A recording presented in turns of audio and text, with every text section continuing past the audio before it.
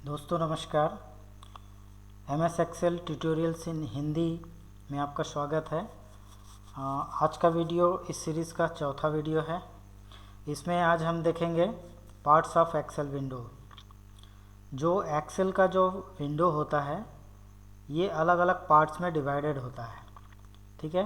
तो वो कौन कौन से पार्ट्स होते हैं और उन पार्ट्स का क्या महत्व है, उनके क्या क्या कार्य हैं, इसके बारे में आज इस वीडियो में देखेंगे। सबसे पहले हम देखते हैं टाइटल बार के बारे में, ठीक है। सबसे पहले हमारा जो पार्ट्स है, फर्स्ट पार्ट जो है एक्सेल विंडो का वो है टाइटल बार। तो टाइटल बार आप देख लीजिए, ऊपर से सबसे पहला जो ग्रीन वाला एरिया है, आप ये माउस का पॉइंटर देखिए, यहाँ पे लिखा है बुक 1 और डैश एक्सेल। तो ये वाला जो पार्ट है यहाँ से लेके पूरा एक पट्टी है यहाँ तक, ये क्रॉस बटन तक, क्लोज बटन तक, ये सेव बटन है, सेव बटन से लेके ये क्लोज बटन तक, ये जो पूरा पार्ट है इस विंडो का वो कहलाता है टाइटल बार। टाइटल बार में आप जिस फाइल में काम कर रहे हैं उस फाइल का नाम शो किया जाता है। अभी हमने इस फाइल को सेव नहीं किया इसलिए ये बुक 1 दिख रहा है। एक्सेल में जब भी आप नई फाइल खोलते हैं तो एक्सेल अपने तरफ से उसका नाम दे देता है। तो फर्स्ट टाइम खोल रहे हैं तो बुक 1, सेकेंड टाइम खोलेंगे तो बुक 2, बुक 3, ऐसा करके वो नाम देता है।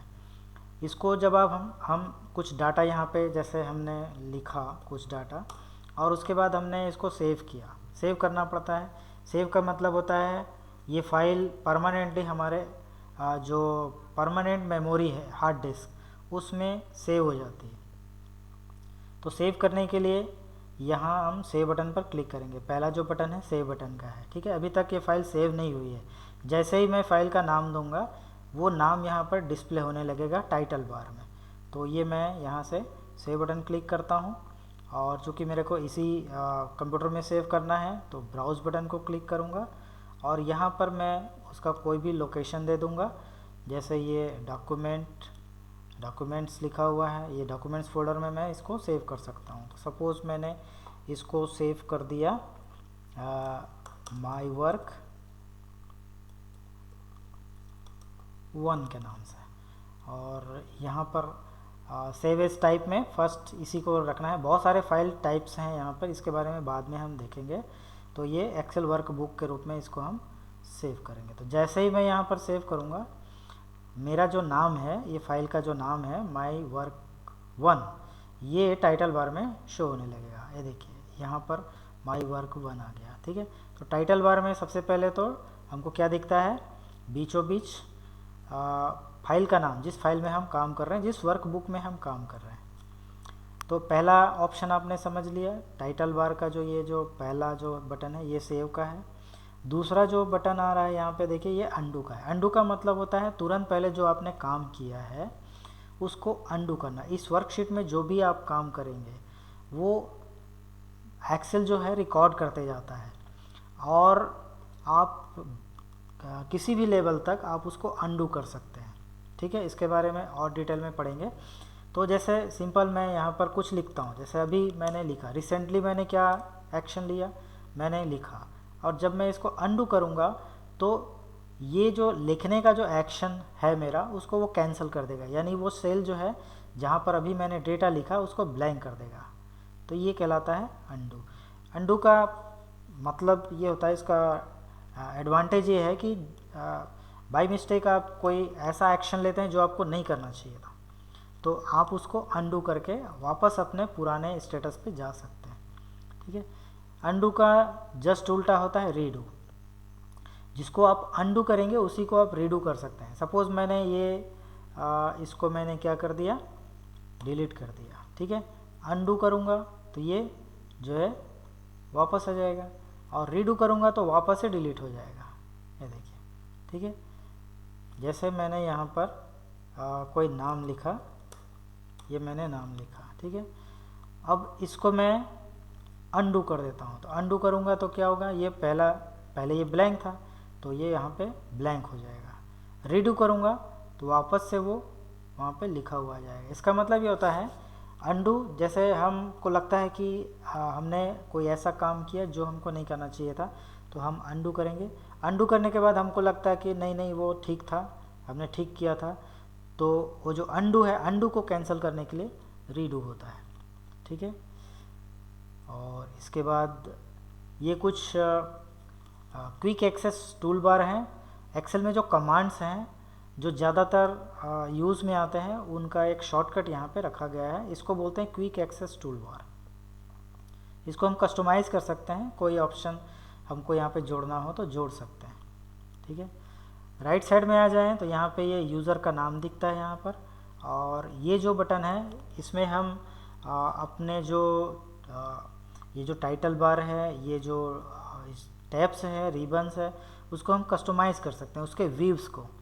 जैसे ये सेकंड वाला ऑप्शन देखिए, शो टैब्स, तो यहाँ पर टैब्स दिखेगा लेकिन वो रिबन गायब हो जाएगा, बीच में जो रिबन दिख रहा था हमको वो गायब हो जाता है। उसके बाद जब हम लास्ट में इसको क्लिक करते हैं तो यहाँ पे दिखने लगता है, माने यहाँ पे आपका रिबन भी दिखता है, आपका टैब्स भी दिखता है। फर्स्ट वाले ऑप्शन पे हम क्लिक करते हैं तो ये हाइड हो जाते हैं। ये देखिए, ना आपको टाइटल बार दिख रहा है, ना आपको टैब्स बार दिख रहा है, ना आपको रिबन दिख रहा है।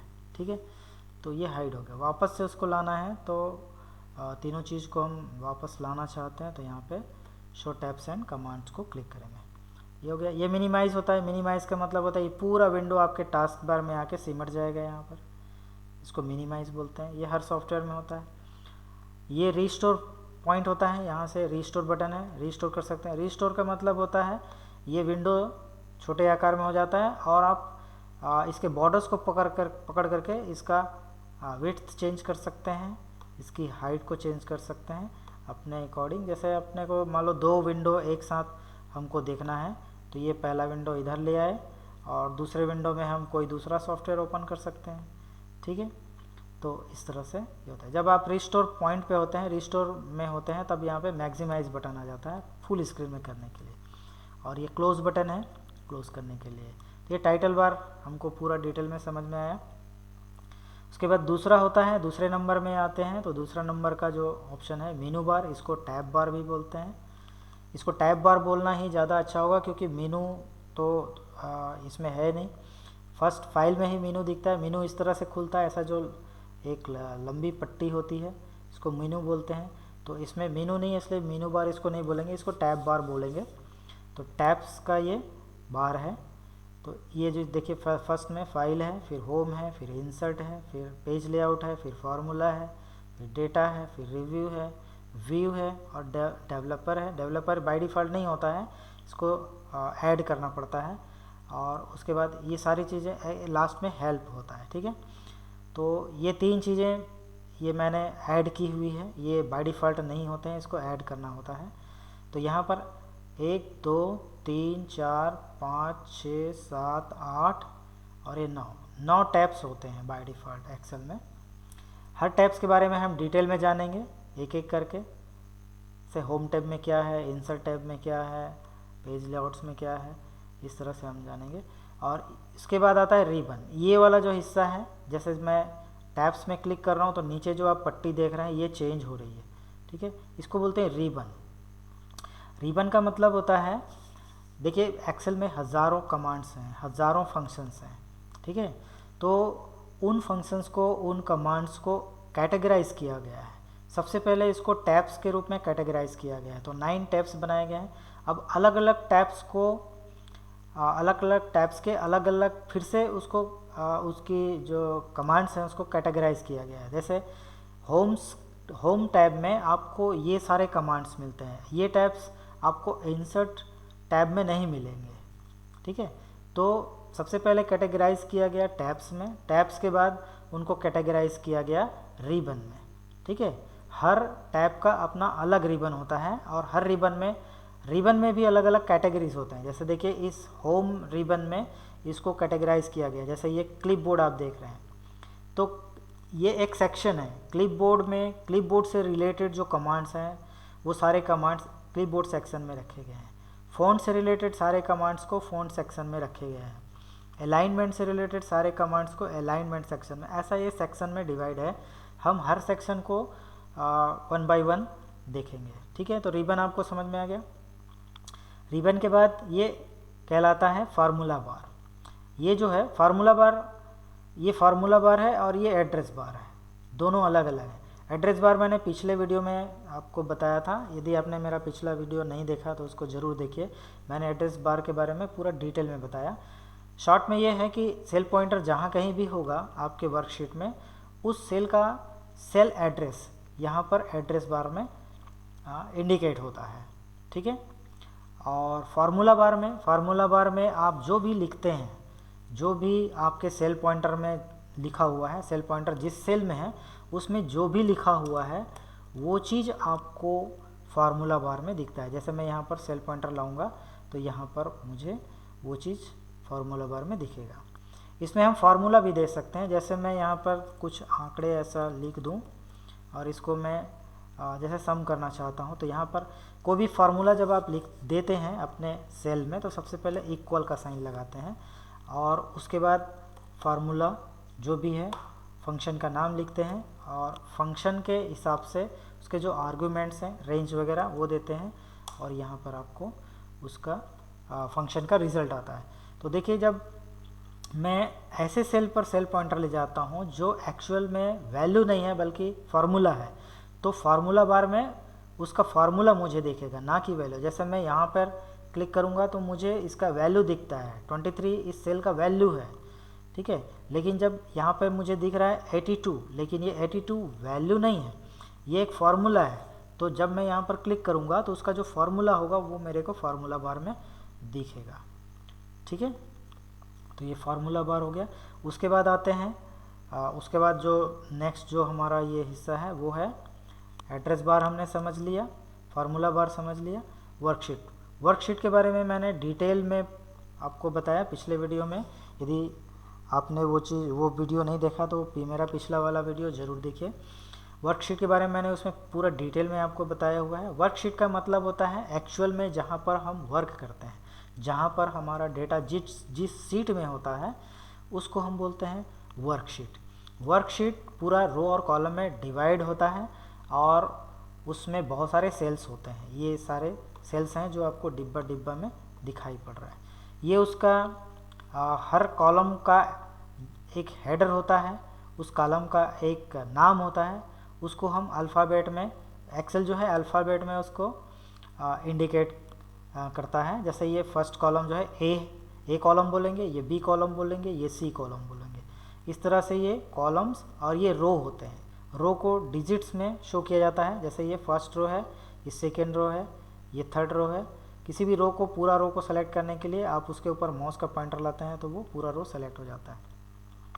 वैसे ही कॉलम भी सेलेक्ट हो जाता है। इस तरह से आप कॉलम को बड़ा करना चाहते हैं तो देखिए, ये जी और एच के बीच में जो ये बॉर्डर है जो कि दो कॉलम को अलग कर रहा है, उसके बीच में जब पॉइंटर लाते हैं, मैंने माउस पॉइंटर के बारे में भी पिछले वीडियो में बताया था कौन कौन से माउस पॉइंटर होते हैं और हर पॉइंटर का अपना अलग एक फंक्शन होता है। तो देखिए, यहाँ पर जब मैं माउस पॉइंटर ये यहाँ पर बॉर्डर पे लाता हूँ तो यहाँ पर माउस का पॉइंटर जो है चेंज हो जाता है। इस पॉइंटर पे जब हम माउस का पहला बटन दबा करके ड्रैग करेंगे तो ये जो है कॉलम का जो विड्थ है वो चेंज हो जाता है। जैसे ये के कॉलम का मेरे को विड्थ चेंज करना है तो ऐसा मैं चेंज कर लूँगा।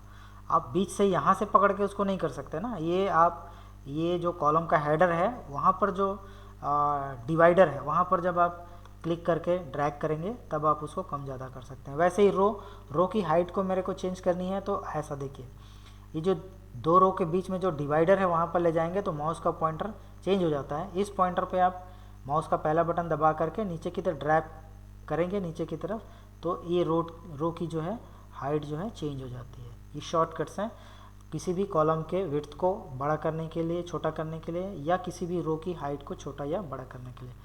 तो ये वर्कशीट हो गया।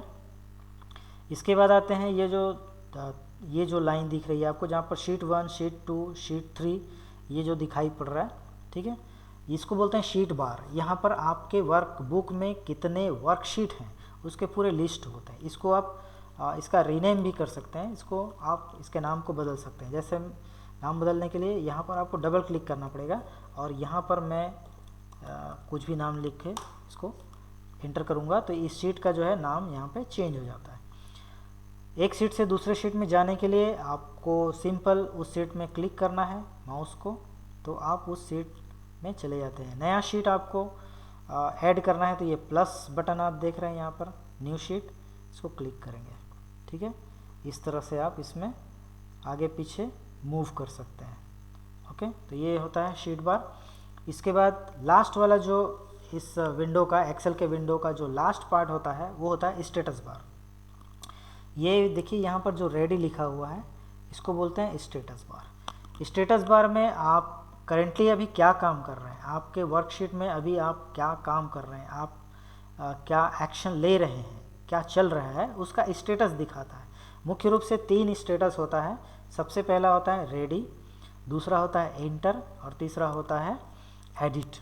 ठीक है, तो अभी रेडी स्टेटस पर है हमारा जो एक्सेल का जो शीट है वो रेडी स्टेटस पर है।